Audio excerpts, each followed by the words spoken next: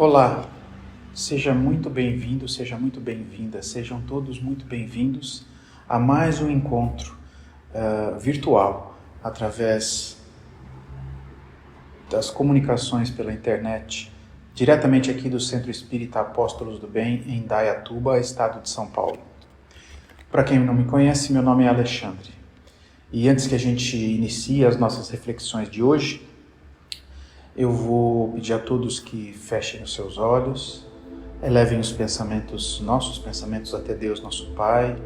Agradeçamos a grande oportunidade de estarmos juntos, apesar da distância, mas juntos em pensamento.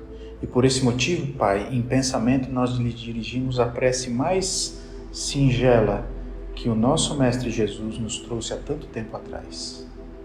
Pai nosso que estais nos céus, santificado seja o vosso nome. Venha a nós o vosso reino, seja feita a vossa vontade, na terra como em qualquer parte do universo. O pão do corpo e do espírito nos dá hoje e sempre, Senhor. Perdoa as nossas dívidas, assim como perdoamos os nossos devedores. Não nos deixeis cair em tentação, mas livra-nos do mal. Que assim seja. Para a reflexão de hoje, eu trouxe, para que vocês entendam, o tema dessa reflexão é bom ânimo.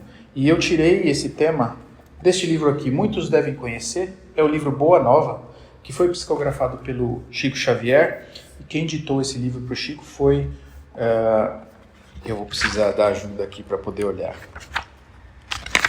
Humberto de Campos, mais conhecido como Irmão X. E lá, num dos capítulos, mais precisamente no capítulo 8, nós temos o título Bom Ânimo. E Humberto de Campos, para falar de bom ânimo, ele traz primeiro, ele diz que lá na época que Jesus estava entre nós, estava encarnado aqui conosco, e eu posso afirmar que ele estava encarnado aqui conosco, porque muitos de nós estavam encarnados na época que Jesus esteve aqui. Nós somos espíritas, sabemos que o espírito é eterno depois que foi criado, então nós já tivemos muitas encarnações, então muitos de nós estávamos aqui junto com Jesus. Mas, segundo consta aqui, Humberto de Campos diz que, convivendo com Jesus, estavam muitos discípulos e apóstolos, e certo dia, Jesus começou a prestar atenção em Bartolomeu. Bartolomeu, de uma hora para outra, começou a se afastar de todos, ficar mais tempo sozinho, mais tempo pensativo, mais tempo isolado e aparentemente mais triste. Vendo isso e observando por vários dias, Jesus achou que era melhor abordar Bartolomeu para falar sobre isso. Naquela época a palavra não existia ainda. Hoje a gente pode dizer que Bartolomeu estava com um pouco de depressão. Mas então Jesus chegou, se aproximou de Bartolomeu e questionou, Bartolomeu, por que Bartolomeu estava daquele jeito? O que tinha acontecido, que tinha mudado a maneira de pensar, a maneira de se comportar, que fez Bartolomeu se afastar dos outros discípulos e apóstolos de Jesus? E Bartolomeu respondeu assim: Mestre, não saberia nunca explicar-vos o porquê das minhas tristezas. Só sei dizer que o vosso evangelho me enche de esperanças para o reino de luz que nos espera os corações, além nas alturas. Quando esclarecestes que o vosso reino não é deste mundo, eu experimentei uma nova coragem para atravessar as misérias do caminho da terra, pois aqui, na terra, o selo do mal parece obscurecer as coisas mais puras. Por toda parte é a vitória do crime, o jogo das ambições, a colheita dos desenganos. Vejam, essas afirmações que Bartolomeu fez parecem não vindas de uma conversa que foi travada há mais de 2000 anos. Parece que essa conversa foi ontem, a semana passada e assim por diante. Hoje a gente ainda tem essa impressão de que por toda parte é a vitória do crime, o jogo das ambições e a colheita dos desenganos. Poxa, e por que a gente tem essa sensação? Porque Jesus veio trazer a boa nova aqui. Não por coincidência o livro se chama Boa Nova, Jesus veio trazer a boa nova aqui para nós. E depois de 2000 anos, nós ainda não entendemos, ou nós fingimos que entendemos, ou nós nos recusamos a entender a mensagem do Mestre amado. Por isso que a gente tem tanta essa impressão, porque ainda somos muito egoístas, muito orgulhosos, porque ainda não percebemos que o caminho do Evangelho do Mestre é o caminho que vai nos trazer tranquilidade, paz, harmonia e um futuro melhor. Mas nós insistimos em entrarmos sempre pela porta larga. E aí a gente tem as consequências das nossas escolhas.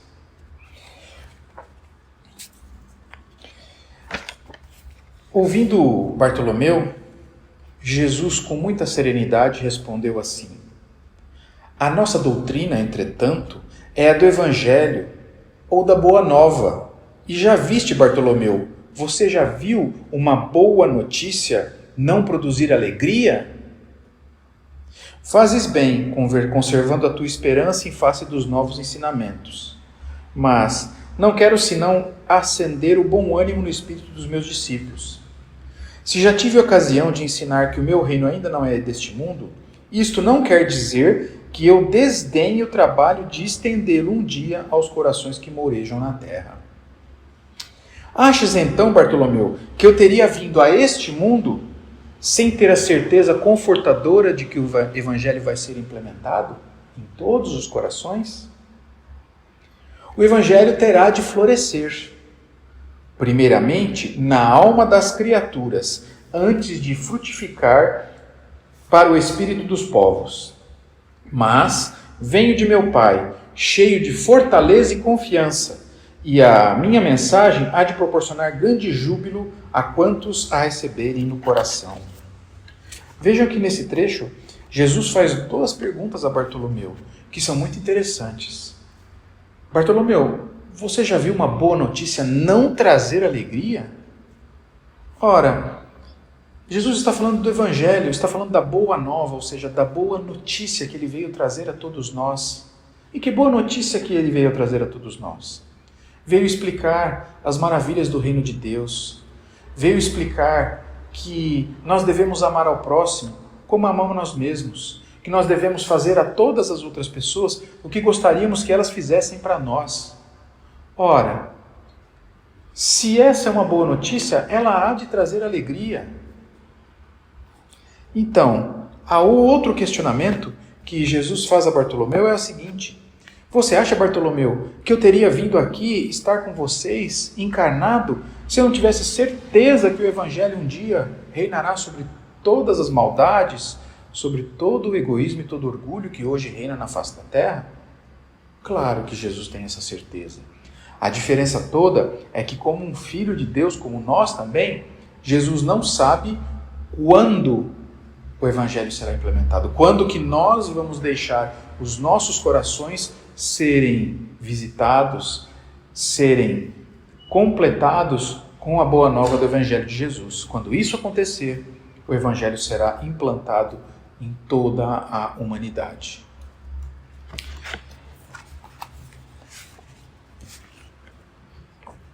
Continua Jesus: a vida terrestre é uma estrada pedregosa que conduz aos braços amorosos de Deus. O trabalho é a marcha. A luta comum é a caminhada de cada dia. Os instantes deliciosos da manhã e as horas noturnas de serenidade são os pontos de repouso. Mas, ouve-me bem, Bartolomeu, na atividade ou no descanso físico, a oportunidade de uma hora, de uma leve ação, de uma palavra humilde, é o convite de nosso Pai para que semeemos as suas bênçãos sacrossantas. Em geral, Bartolomeu, os homens abusam desse ensejo precioso para anteporem a sua vontade imperfeita aos desígnios superiores, perturbando assim a sua própria marcha. Daí resultam as mais ásperas jornadas obrigatórias para a retificação das faltas cometidas e muitas vezes infrutíferos labores. Em vista dessas razões, observamos que os viajores da terra estão sempre desalentados. Na obcecação de sua vontade própria, ferem a fronte com as pedras do caminho, cerram os ouvidos à realidade espiritual, vendam os olhos com a sombra da rebeldia e passam em lágrimas em desesperadas imprecações e amargurados gemidos, sem enxergarem a fonte cristalina, a estrela cariciosa do céu, sem sentirem o perfume da flor, sem ouvirem a palavra de um amigo, sem verem a claridade das experiências que Deus espalhou para a sua jornada em todos os aspectos do caminho. Olha só, Jesus então agora nesse trecho traz o esclarecimento dizendo que realmente a vida é difícil aqui na Terra. E nós sabemos que a vida é difícil hoje porque as dificuldades pelas quais nós passamos hoje, que eu passo, que todos nós passamos hoje, são consequências, são resultado dos erros que nós cometemos no passado desta encarnação ou de outras encarnações. Eu já conversei com todos nós aqui sobre isso. Tudo que nós estamos colhendo hoje, as dificuldades, as amarguras, os perrengues que a gente passa hoje, são nada mais que a colheita do que nós plantamos no passado. Aí vocês vão dizer, Alexandre de Deus, se eu estou passando o perrengue que eu estou passando hoje, eu não quero nem imaginar o que aconteceu no passado. E eu vou dizer para vocês, é melhor que a gente não saiba. É melhor que a gente não saiba porque Deus é justo. E a justiça dele é aplicada sobre todas as suas criaturas. Ou seja, o que eu plantei, eu tenho que colher. Só que Deus, além de ser justo, ele é misericordioso. Deus é bom. Então, primeiro ele aplica a justiça. Qual a dívida desse meu filho? É esta. Depois que ele verificou a dívida, aí vem a hora de pagar essa dívida. Então, Deus é bom. Ele fala, meu filho não tem condições de pagar essa dívida toda agora. Ele vai pagar em partes. Por isso que eu digo que a gente não deve nem tentar imaginar o que a gente fez no passado. Mas voltando ao nosso raciocínio, hoje, o que nós estamos plantando hoje, nossas palavras, nossos pensamentos, nossas atitudes hoje, são o que nós vamos colher no futuro. Então, se nós não mudarmos nossa maneira de ser, nossa maneira de pensar, nossa maneira de falar, nossa maneira de agir, o que nós vamos encontrar no futuro desta encarnação e das próximas? A mesma situação que nós encontramos hoje. Ora, quem de nós quer que o perrengue de hoje se repita nas próximas encarnações? Ninguém. E como que a gente faz para que as próximas encarnações sejam melhores? Nós precisamos ser melhores agora. Aí você diz, Alexandre, mas eu já estou tão velho. Eu não tenho mais tempo de me modificar. Eu não tenho mais tempo de me transformar para que nas próximas encarnações eu sofra menos. Queridos irmãos e irmãs, sempre é hora de mudar. Se eu tiver mais 10, mais 15, mais 5 anos aqui de vivência na Terra, esses momentos podem valer muito no futuro. Vejam que no texto, Jesus ainda fala o seguinte. Deixa eu achar o trechinho da hora que ele fala aqui.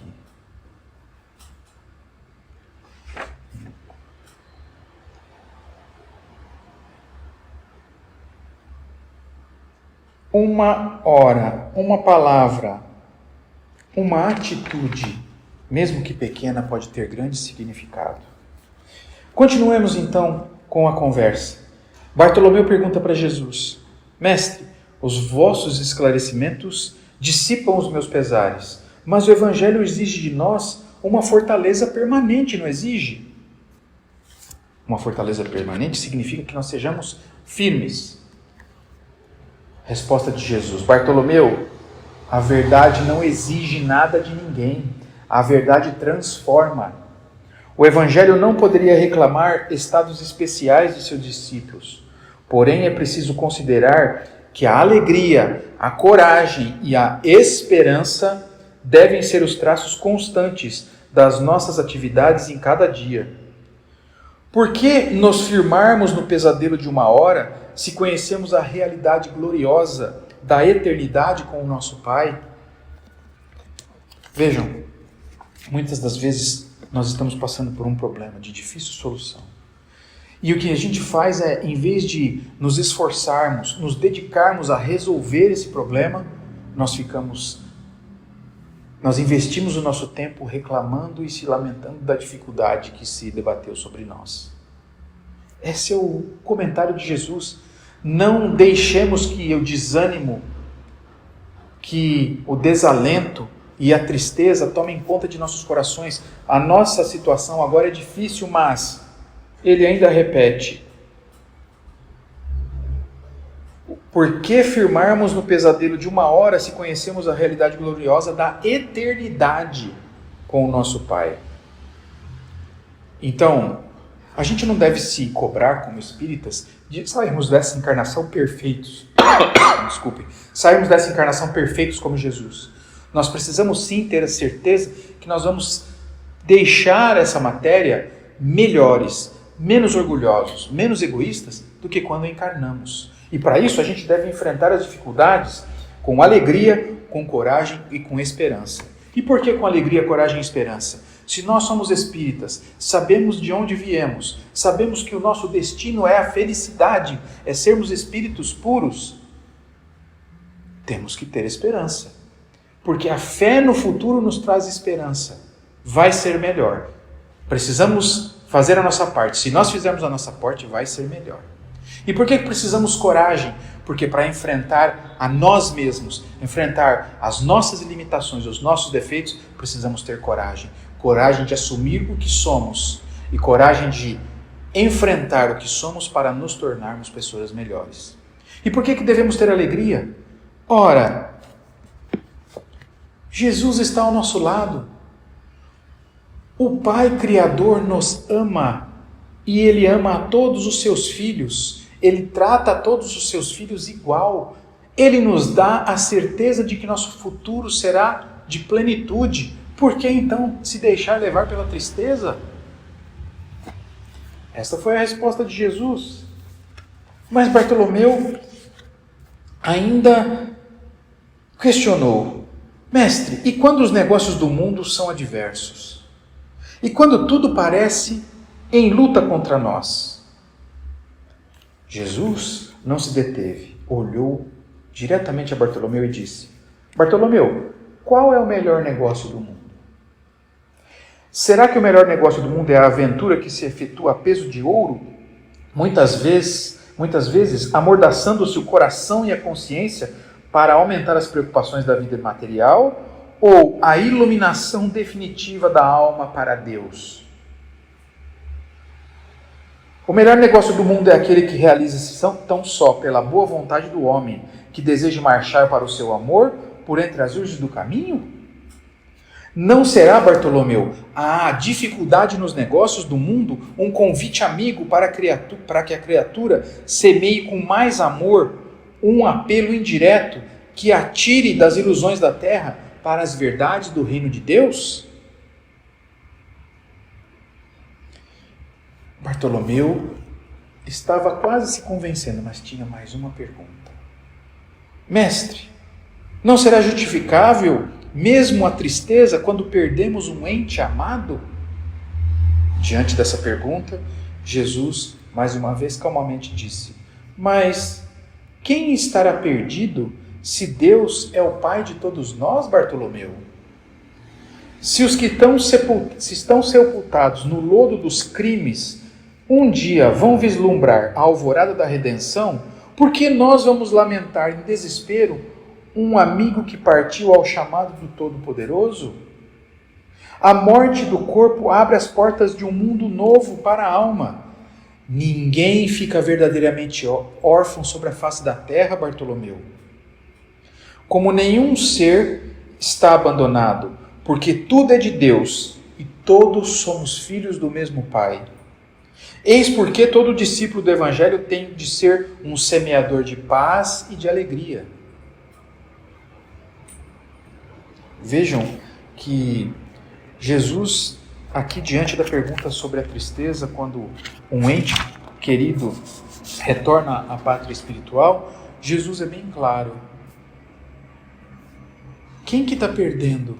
Nós somos filhos de Deus, Ele nos ama, o Pai nos quer a todos. Por que a tristeza? Alguém que partiu para o plano espiritual apenas cumpriu mais uma fase de encarnação aqui na Terra. Todos nós teremos esta fase. E, além do mais, somos espíritos eternos. Por que se lamentar que ficaremos sem conviver com alguém durante 30, 40, 50, 5 anos que seja? Por que nos lamentarmos se a gente pode encontrar esse ente querido pela eternidade? Não há motivo para essa atitude de tristeza suprema, não suprema, tristeza absoluta quando da partida de um ente querido. Porque, na verdade, nós não perdemos ninguém, nós iremos nos reencontrar. E então, para que a gente possa encerrar aqui a leitura deste capítulo, nós vamos observar uma coisa. Depois de toda essa conversa, depois de todo esse raciocínio de Jesus, nesse instante, o olhar do mestre pousou sobre Bartolomeu, que o contemplava embevecido. A luz branda de seus olhos generosos penetrou fundo no íntimo do apóstolo. Pela ternura que ele evidenciava, e o pescador humilde compreendeu a delicada alusão do ensinamento.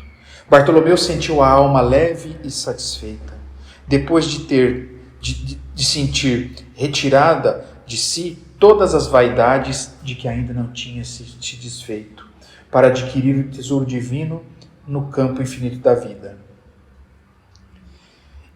Bartolomeu, então, enviando um olhar de amor e reconhecimento, limpou uma lágrima. Esta era a primeira vez que Bartolomeu chorava de alegria. Ou seja, nosso amigo Bartolomeu entendeu profundamente a lição de bom ânimo do Mestre amado. Os ensinamentos que ele colocou de que a vida é difícil aqui na Terra, há muitas dificuldades que são consequência das nossas escolhas do passado. Mas, por que nos entristecermos? Por que abandonarmos o bom ânimo se Deus é por nós? Se temos a certeza, a fé de que o futuro será melhor, nos dá a esperança de que hoje, mais cedo ou mais tarde, tudo se resolverá, desde que nós façamos a nossa parte, desde que nós não desistamos, desde que nós não permitamos que a tristeza tome conta do nosso coração e da nossa mente. A presença de Deus em nossa vida se dá a cada dia, quando abrimos os olhos, respiramos o ar puro, quando podemos ver o amanhecer. E aí você vai me dizer assim: Alexandre, eu tenho dificuldades para respirar. Alexandre, eu abro os olhos e não enxergo nada. Mesmo assim, meus irmãos e irmãs, mesmo assim ainda temos motivos para nos portarmos com bom ânimo. Porque mesmo aquele que ainda tem dificuldades por respirar, sabe que essa dificuldade é advinda do passado, de uma escolha do passado. E que se ele ou ela, com dificuldades para respirar, aceitar essa prova, essa expiação, com resignação, com humildade e com bom ânimo, em breve, muito em breve, na próxima encarnação já não terá mais essa dificuldade. Se aquele que, mesmo abrindo os olhos, não tem o dom da visão, enfrentar esta dificuldade, enfrentar essa provação com um bom ânimo, vai entender e vai perceber que essa dificuldade de enxergar, ou essa impossibilidade de enxergar, é consequência do passado. Mas que se a prova enfrentada com resignação, com humildade, com bom ânimo, vai proporcionar uma nova encarnação sem esta dificuldade. Devemos então fazer a nossa parte, porque reclamar e ficar triste vai só colaborar para a nossa derrota. Derrota de nós mesmos, nossa derrota das nossas limitações, das nossas dificuldades, das nossas imperfeições. E olha, eu vou dizer uma coisa para vocês. Meu time de futebol pode perder. O Brasil pode perder em qualquer modalidade de esporte. eu vou ficar chateado, porque eu torço pelo nosso país, torço para que o Brasil dê certo, não só no esporte, mas em tudo, para que o povo brasileiro seja um povo mais feliz. Mas eu fico muito, muito preocupado quando eu percebo que eu estou perdendo para mim mesmo. E eu tenho a certeza que eu não vou desistir de mim. Não vou desistir porque o Pai não desiste nunca de nenhum de nós. Para que a gente possa encerrar as nossas reflexões de hoje, eu vou ler mais uma vez, vou ler um trechinho do Evangelho segundo o Espiritismo. Lá no capítulo 2, que tem o título Meu Reino Não É Deste Mundo, no item 5, sob o título O Ponto de Vista, os Espíritos Superiores nos trazem a seguinte mensagem. A ideia clara e precisa que se faz da vida futura dá uma fé inabalável no futuro. E essa fé tem consequências imensas sobre a moralização dos homens, quando muda completamente o ponto de vista sob o qual todos examinam a vida terrestre. Para aquele que se coloca pelo pensamento na vida espiritual, que para ele é indefinida, a vida corporal não é mais que uma passagem, uma curta estação num país ingrato. As dificuldades e as tribulações da vida não são mais que incidentes que ele recebe com paciência, porque sabe que não serão de curta duração. Sabe, conversando sobre isso, uma pessoa me disse o seguinte: Alexandre, você acha que é de curta duração o perrengue que eu estou passando? Faz mais de 10 anos que a minha situação não melhora. E aí, gente, a gente volta naquele raciocínio. O que são 10 anos perto da eternidade? O que são 10 anos de dedicação, de persistência, de perseverança perto da eternidade que nos espera? Continuam os espíritos superiores. Os homens, as dificuldades devem ser seguidas de um estado mais feliz. A morte não tem nada mais de apavorante. A morte não é mais a porta para o nada, mas é a libertação que abre ao exilado a entrada de uma morada mais feliz e com mais paz. Aqui eu preciso fazer uma observação.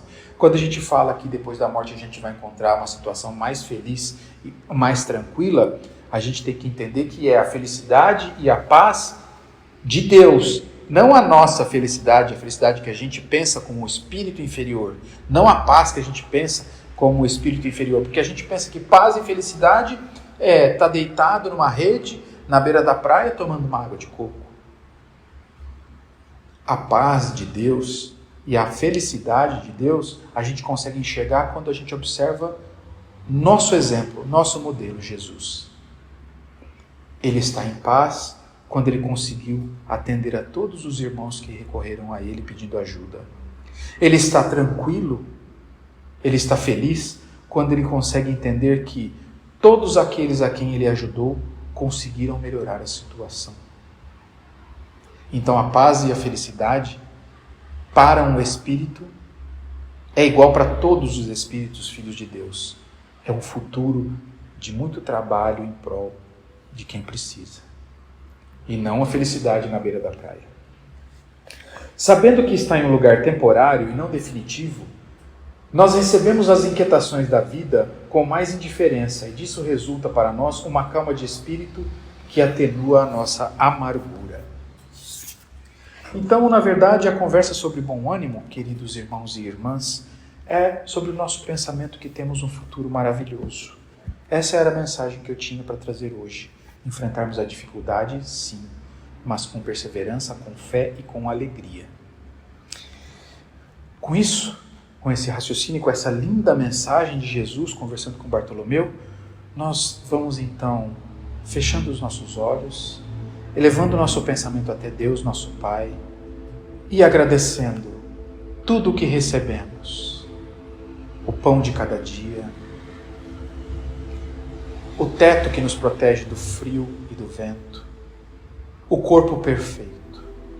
Mas, se não tivermos o pão, agradeçamos porque temos fome, fome de saber, fome de aprender. Se não tivermos o teto, agradeçamos ao Pai pela nossa saúde que nos dá condições de trabalho para que consigamos um teto. Enfim, Senhor, te agradecemos pelo dom da vida e, acima de tudo, nós te dirigimos as mais humildes palavras, dizendo do fundo do nosso coração: muito obrigado, Pai. Mais uma vez, muito obrigado, Senhor. Que assim seja.